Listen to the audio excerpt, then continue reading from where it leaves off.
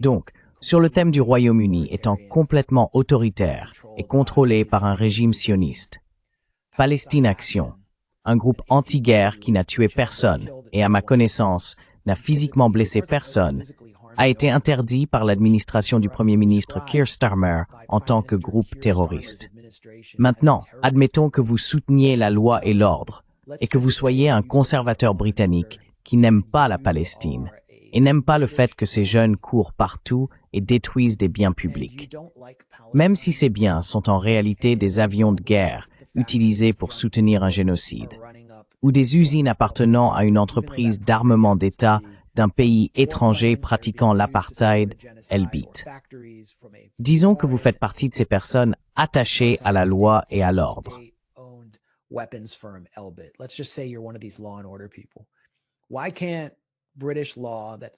Pourquoi la législation britannique déjà en vigueur ne suffit-elle pas à couvrir ce qu'ils font?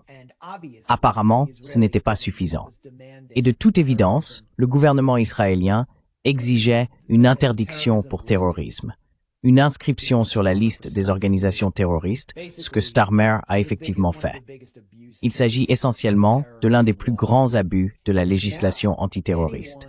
Et désormais, toute personne qui manifeste son soutien à Palestine, Action, corrigez-moi si je me trompe, si elle déclare publiquement son soutien à Palestine Action, elle peut être accusée, en vertu de diverses nouvelles lois britanniques, de soutenir une organisation terroriste et être envoyée en prison, comme ce prêtre de 83 ans l'a été à Parliament Square.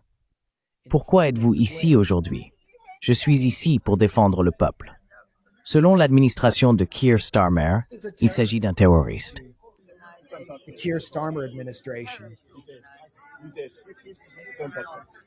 Nous perdons nos libertés civiles, a-t-elle déclaré. Nous la laissons de côté.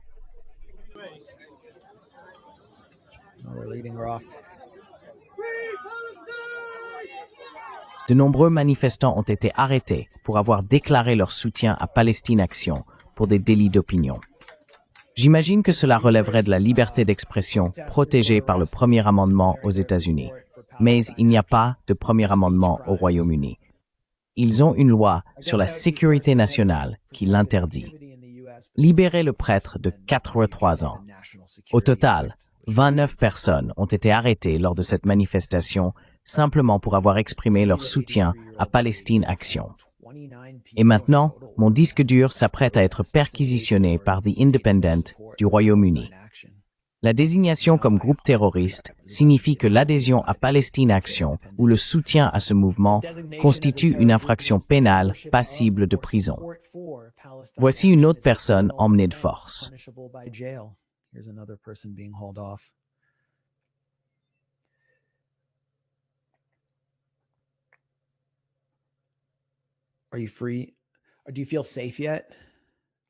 Êtes-vous libre? Vous sentez-vous en sécurité maintenant?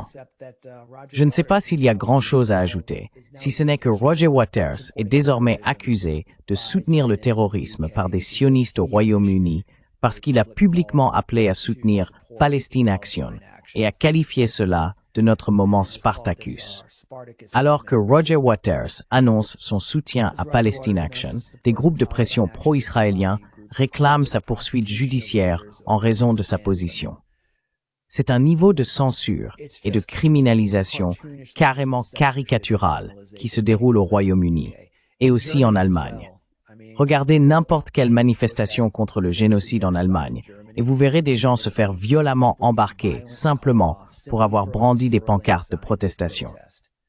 L'ordre démocratique libéral occidental est en train de se discréditer sous nos yeux. Aaron, tu es intervenu 2 fois au Royaume-Uni l'an dernier. C'est bien ça? You spoke in the UK twice in the last year, am I right? Yeah. Oui. J'ai encore une anecdote à propos de Palestine Action. Zara Sultana, qui est députée au Royaume-Uni, vient d'annoncer qu'elle quitte le Parti travailliste pour rejoindre Jeremy Corbyn et devenir indépendante. Elle a prononcé un discours la semaine dernière où elle a déclaré au Parlement « Nous sommes tous Palestine Action ». Et le compte-rendu officiel du Parlement a censuré le mot « action » de sa déclaration. Donc, il est simplement écrit « Nous sommes tous Palestine ». Ils ont retiré « action » parce que j'imagine on ne peut plus prononcer le nom « Palestine Action » à l'intérieur du Parlement britannique.